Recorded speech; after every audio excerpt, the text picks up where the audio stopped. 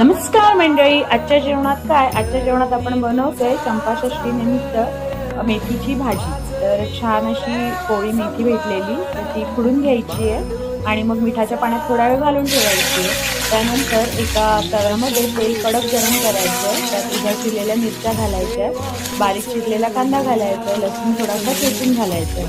मग छान सगळं परतून घ्यायचं। मग किंचितसं हिंग, थोडीशी हळद आणि हे भाजून झाल्यावरती आपली जी स्वच्छ धुतलेली भाजी आहे ती यात घालून छान सगळं परतून घ्यायचं। मग चवीनुसार त्यात मीठ घालायचं आहे आणि छान वाफेवर भाजी शिजवून घ्यायची आहे। त्यानंतर त्यात तुम्हाला जर आवडत असेल तर ओलं खोबरं घालू शकता। पुन्हा ओलं खोबरं घालून छान परतून घ्यायची आणि पुन्हा एकदा झाकण देऊन खोबरं शिजेपर्यंत शिजवायची।